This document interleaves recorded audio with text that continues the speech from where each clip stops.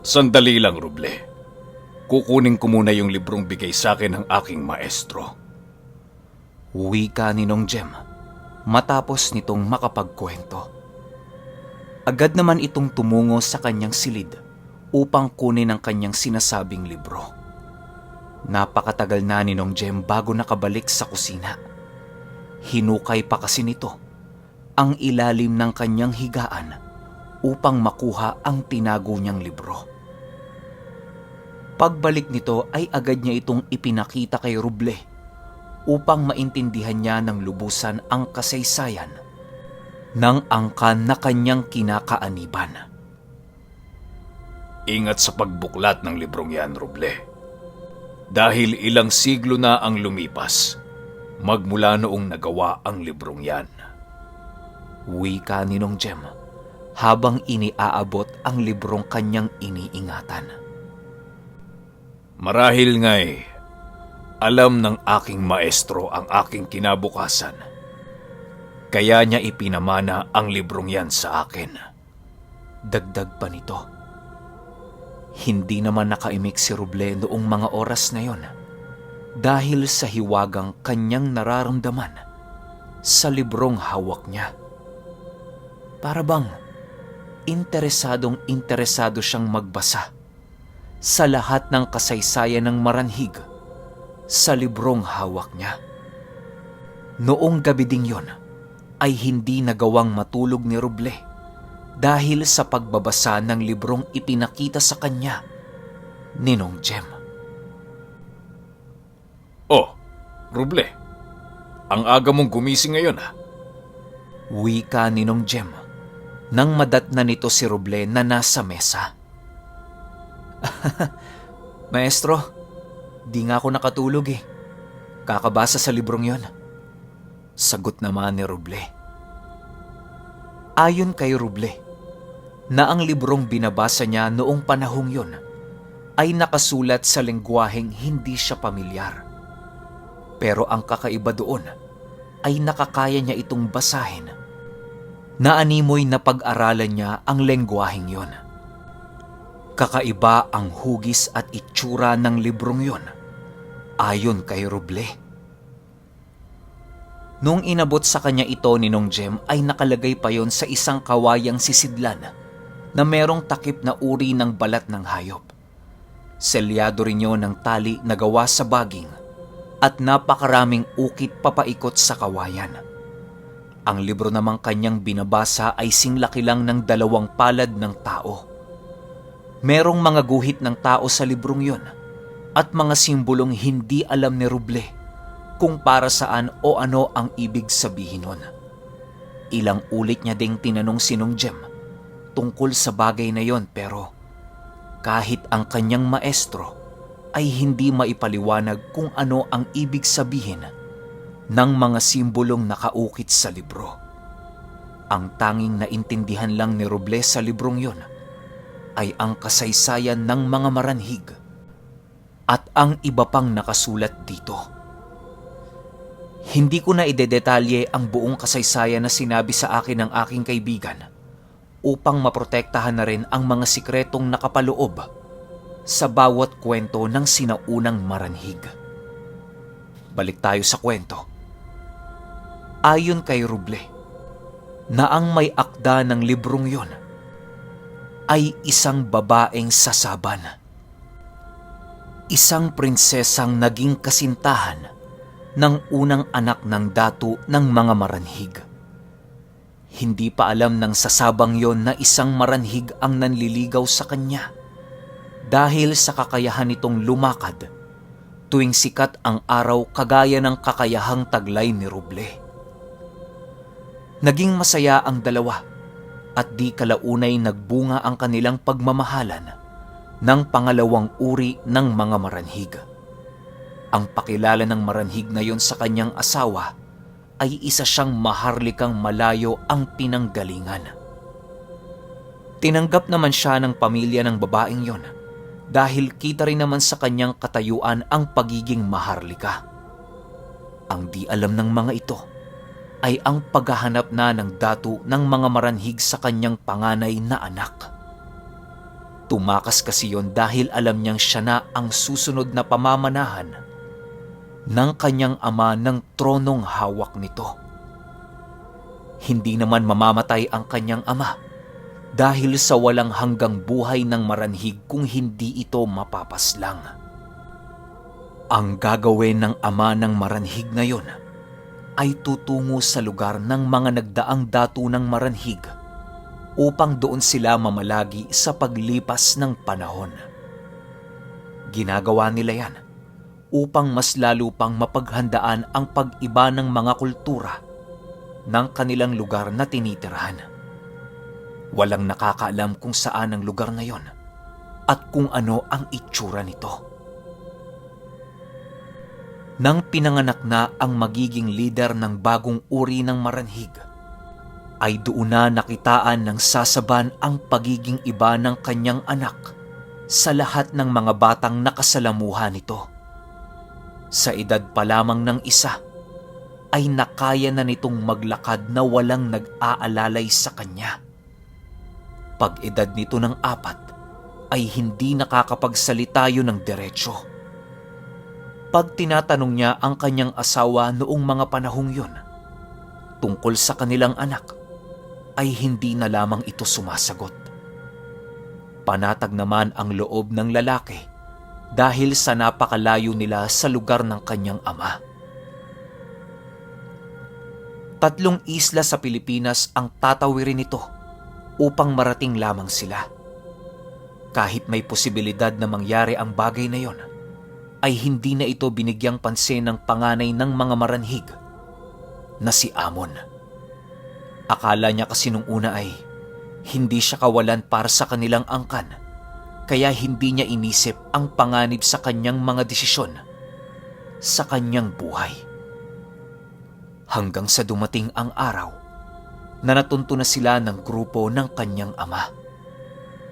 Dala-dala ang buong lakas ng kanilang angkan upang ubusin ang tribong tinitirhan nila Amon. Dapit hapon na nang lumitaw sa kanilang tribo ang datu ng mga maranhig. Hindi ka pa ba uuwi, Amon? Akala mo siguro matatakasan mo ang angkan na kinalakihan mo. Itong mga kasama mo at mga minamahal mo sa lugar na to ay uubusin namin at wala kaming ititirang kahit isang naghihingalong tao. Maging ang anak at asawa mo ay hindi namin kikilalaning kaisa ng ating lahi. Ikaw ang nagbigay ng dagok at kamatayan para sa mga taong ito, kaya hindi mo ko masisisi. Wika ng datu pagkita niya sa kanyang anak.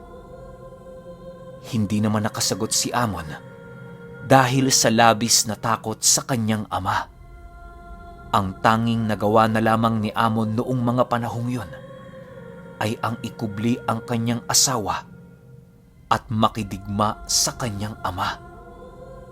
Kahit alam niyang hindi siya nito papatayin, ay wala na siyang ibang pagpipilian kung hindi ang harapin ang hukbong dala ng datu ng mga maranhig.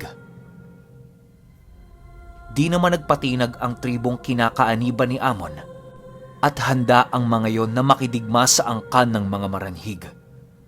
Naging kampante rin ang datu ng tribong yon dahil akala niya nung una ay mga ordinaryong tao lamang ang kanyang kaharap. Hindi kasi yon sinabi ni Amon magmula noong tumira siya sa lugar na yon. Ang tanging nakakaalam lang sa kanyang buong pagkatao ay ang asawa niya. Hindi na nagsalita pa ang datu ng mga maranhig at agad nitong nilipol ang lahat ng mandirigma ng tribong yon. Pagpaulan ng mga palaso ng mga kasamahan ni Amon, ay hindi nila nakitaan ng paggalaw ang mga mandirigma ng datu. Nakatingin lang yon sa kanila kahit umuulan na ng mga palasong ibinato ng mga ito.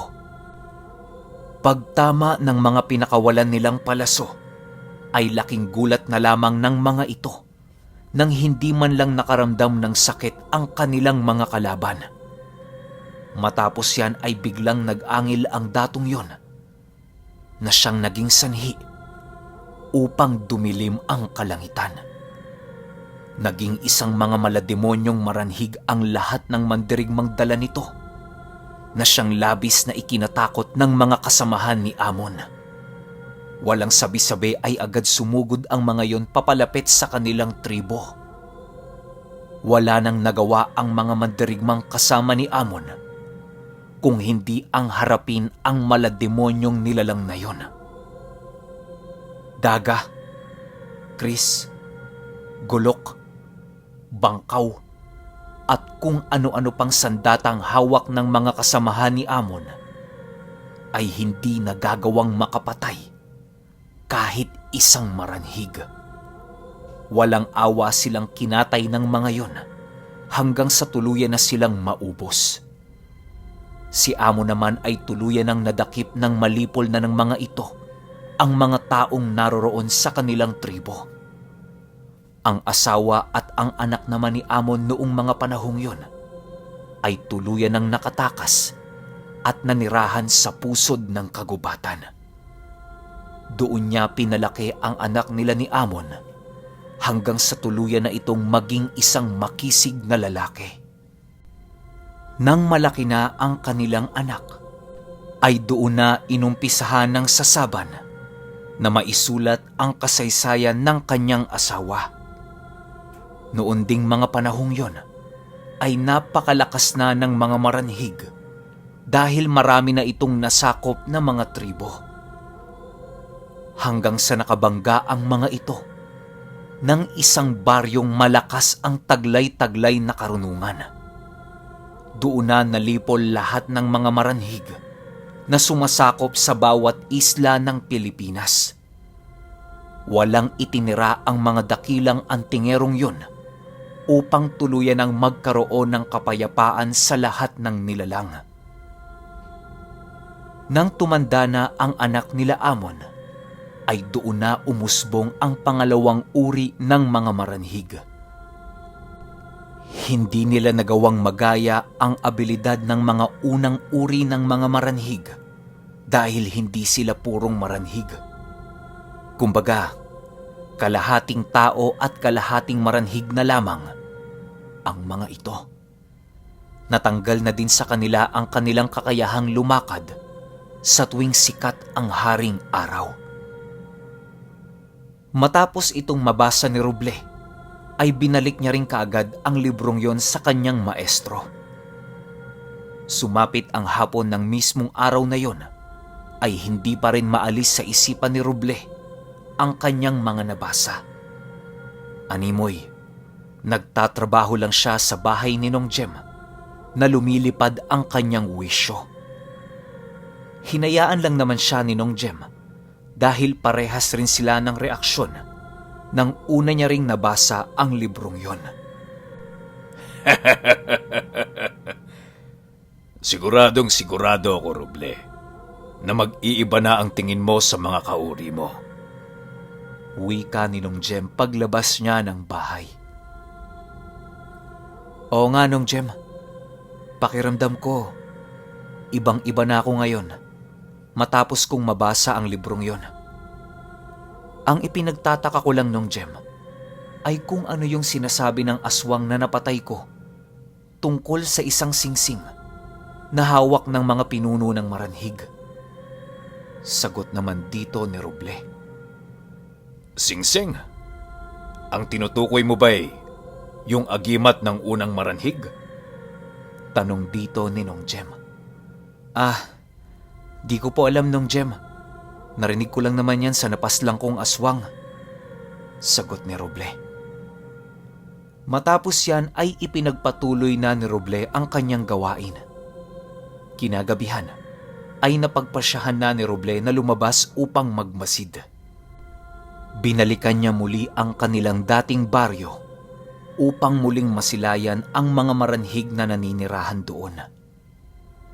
Pagdating niya sa may parola, ay kitang-kita niya mula roon ang animoy, nagsisiyahang mga kauri niya. Meron itong sinilaban na malaking apoy sa gitna ng baryo na naging sanhi upang masipat ni Roble ang mga pinaggagawa ng mga ito sa kanilang lugar. Naaktuhan niya itong kumakatay ng mga taong animoy hayop sa paningin ng mga ito. Di kalayuan naman sa baryong yon ay ang hindi mabilang na buto ng tao na nakatambak sa isang balon na hindi kalaliman. Kitang-kita yon mula sa kinaroroonan ni Roble dahil sa nasa mataas siyang lugar. Matapos ni Robleng magmasid, ay pilit niyang hinanap ang pinuno ng mga maranhig upang masipat ang singsing na binanggit ng aswang na kanyang napatay. Sa kasamaang paladay, hindi yon nakita ni Roble dahil sa maraming magkakaparehas na kasuotan sa lugar na yon. Ilang oras lang ang lumipas at pinili na lang ni Roble na umuwi sa kanilang tahanan upang magpahinga. Hindi pa rin niya magawang sugurin ang mga yon dahil tanging karga lang ang hawak niya. Mas maigi sana kung meron siyang agimat na maaasahan sa oras ng pakikipaglaban. Habang naglalakad si Roble sa paanan ng bundok, ay pilit sumasagi sa kanyang isipan ang gamit na pwede niyang maasahan sa oras ng pakikipaglaban. Animoy yun na lang ang kulang sa kanya upang makaya niya nang harapin ang mga maranhig na siyang kauri niya. Ilang oras pang paglalakad ni Roble ay biglang merong lumitaw sa kanyang harapan na isang nilalang.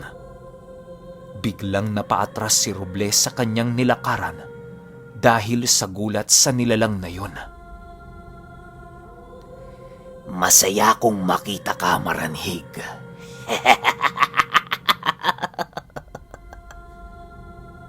Wika ng nilalang na yon. Hindi naman makasagot si Roble dahil sa gulat niya rito. Animoy ibang-iba ang nilalang na yon sa lahat ng kanyang nakita.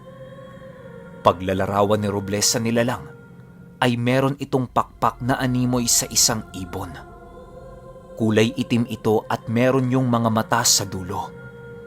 Ang kamay naman ng nilalang na yon ay 4 lamang ang daliri na nagsisihabaan.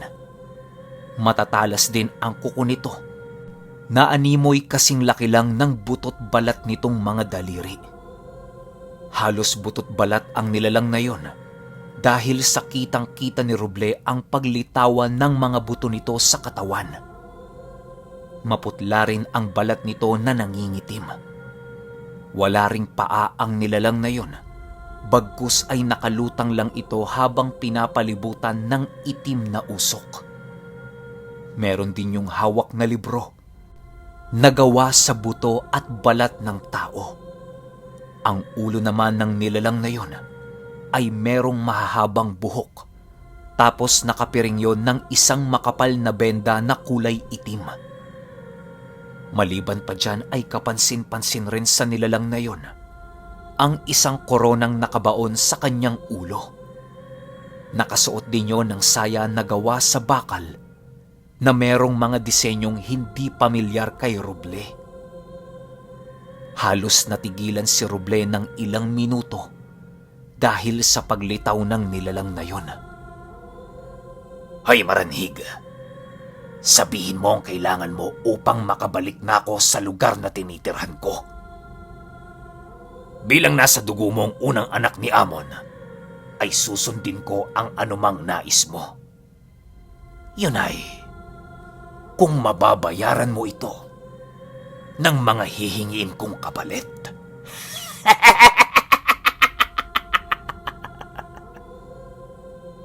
Dagdag pa ng nilalang na yon. Matapos ang mga pangyayaring yan, ay biglang nag-anyong maranhig si Roble at tumakbo papalayo upang matakasan ang nilalang na yon. Ramdam niya kasi sa kanyang sarili na mas malakas yon sa kanya ng di hamak. Kahit ilang beses nang nakapatay ng aswang si Roble, ay hindi nagawa ng kanyang katawan na manginig dahil sa takot. Yun ang kauna-unahang pagkakataon na nakaramdam siya ng takot sa isang nilalang na hindi niya mawari kung kakampi ba o kaaway. Di naman siya sinunda ng nilalang na yon at bigla din yung pumailalim sa lupa. Nang makarating si Roble sa kanilang tahanan, ay doon pa lamang tuluyang nawala ang kanyang takot. Kinaumagahan, naikwento ni Roble kay Nong Jem ang kanyang nasilayan nung mismong gabing yon. Maging si Nong Jem ay gulat na gulat dahil sa sinabi ng kanyang disipulo. Demonyo yon, Roble. Iwasan mong malinlang ng nilalang na yon. Hindi yon ang pinakamatindi mong kaaway. Palagi mo sanang iisipin na ang pinakamatindi mong kaaway ay ang iyong sarili. Kapag ang sarili mo ay tuluyan ng nalinlang ng demonyo, ay hindi na kita magagawang matulungan at magabayan pa. Wika ni Nong Jem matapos makapagsalaysay ni Roble. Oho, maestro. Palagi ko po yung tatandaan. Sagot naman ito. Matapos nilang makapag-usap ay nagsikain na sila ng umagahan. Lumipas ang 1 linggo at biglang pumutok ang isang balita sa kanilang nayon tungkol sa mga nilalang na gumagambala sa karatig barangay ng Tubahon. Ayon sa bali-balita, ay merong mga nilalang na pumapatay ng taong dumaraan sa kalsada kapag sumapit na ang takip silim. Nung nalaman yun ni Roble, ay hindi na siya nag-aksaya pa ng oras upang puntahan ang karatig nilang barangay. Nais niyang malaman kung anong uri ng nilalang ang gumagambala sa lugar na yon. Habang tumatakbo si Roble, ay bigla na namang lumitaw ang nilalang na yon. Sinasabi ko sa iyo, Maranhig, hindi mo kakayanin ng grupong yon kung walang gamit na maaari mong masandigan. Wika ng nilalang, paglitaw sa harap ni Roble. Gulat na naman si Roble dahil sa paglitaw ng nilalang na yon. Kahit anong pagtakas ang gawin niya doon, ay hindi niya pa rin magawa dahil palagi yung lumilitaw sa kanyang harapan. Hanggang sa nakapagdesisyon na si Roble na harapin ito. Ano bang kailangan mo? Tanong dito ni Roble. Kailangan ko? Ikaw ang may kailangan sa akin at hindi ako.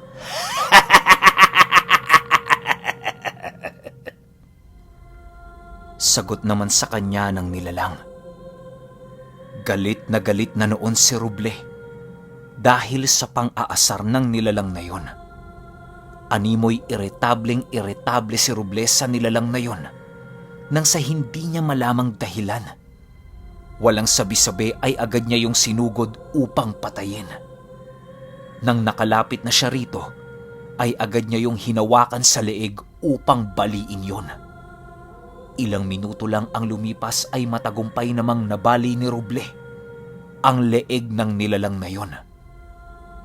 Matapos yan ay tumawa lang ang nilalang na animoy hindi ito nakaramdam ng kahit na anong sakit sa ginawang pag-atake ni Roble.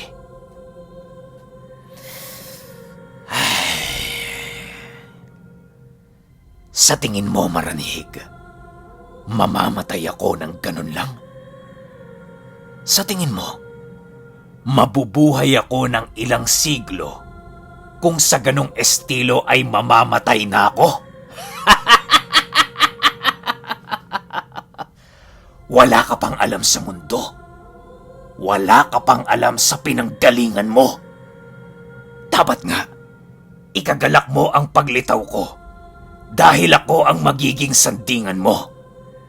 Ikaw na siyang sinalina ng dugo ng anak ni Amon, ang nag-iisang Maranhig sa kasalukuyang panahon na kayang palitawin ang katulad kong isang prinsipe na naghahari sa isa sa mga ordo ng aking Panginoon. Wika ng nilalang na yon. Matapos makapagsalita nun, ay bigla nitong ibinuka ang kanyang pakpak na siyang ikinagulat ni Roble.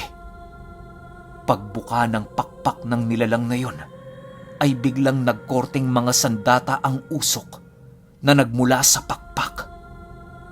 Matapos yan ay biglang nagsimulatan ang napakaraming mata na nasa pakpak ng nilalang na yon. Halos hindi na makagalaw si Roble dahil sa kanyang mga nasasaksihan. Sino ka ba? Tanong dito ni Roble. Wala akong pangalan, Maranhig. Ako ang nagbigay kapangyarihan sa mga ninuno mo. Sa paglipas ng panahon, ay tuluyan akong naibaon sa limot. Hanggang sa narinig ko ang pagnanais mong magkaroon ng sandatang masasandigan mo sa oras ng kagipitan. Nasa iyo ang lahat ng kinakailangan upang mapalitaw ako sa mundong ibabaw. Ang dugo ng sinaunang Maranhig at ang pagnanais ng taong makakuha ng kapangyarihang mangingibabaw sa lahat ng kanyang kauri. Sagot naman ng nilalang na yon. Ngayon, tatanungin kita. Ano ang nais mong kapangyarihan? Dagdag pa nito. Hindi naman nakasagot si Roble sa tanong ng nilalang na yon. Dahil kahit siya ay walang kaide-ideya kung anong kapangyarihan ang nais niya. Halos nakalimutan na ni Roble ang kanyang dapat gawin nung mismong gabing yon dahil sa paglitaw ng nilalang na yon. Ilang minuto pa ang lumipas at biglang merong iniabot ang nilalang na yon sa kanya. Tanggapin mo muna ito, Maranhig. Para yan sa'yo.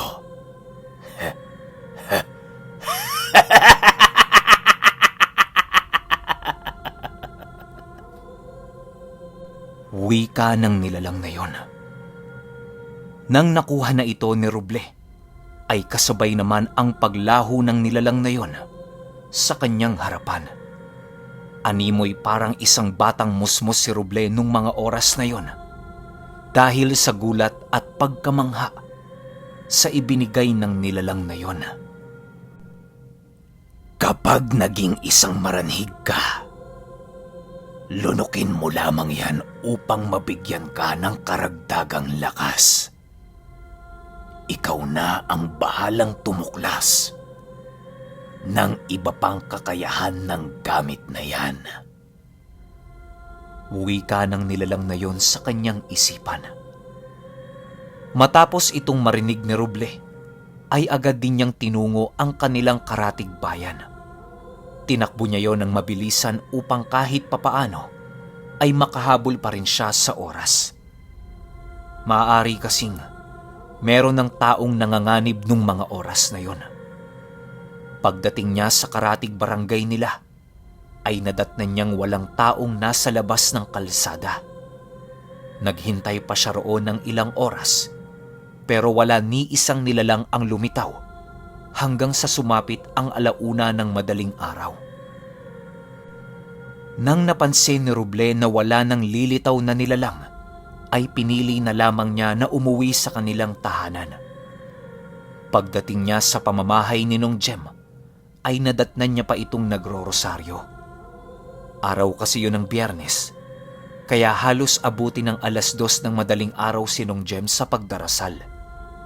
Kahit matanda na yon, ay nananatili pa rin ang kalakasan ng pangangatawan nitong magdasal ng ilang oras.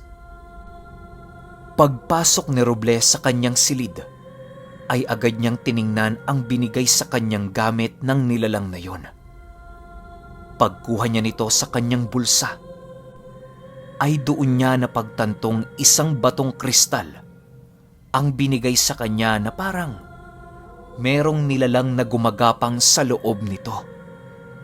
Kitang-kita ni Roble ang paggalaw ng nilalang na yon. Di na niya muna ito binigyang pansin dahil di naman niya alam kung para saan ang batong ibinigay sa kanya. Gagamitin ko na lang siguro to pag meron na akong nakaharap na aswang. Wika ni Roble sa kanyang sarili.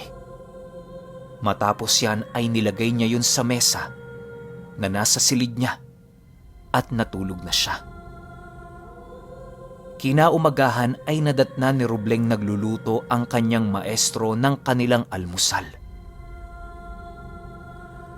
Sa pagpapatuloy ng kwento, ay uusbong na ang pinakapinuno ng mga maranhig na nagmula pa sa sinaunang lahi.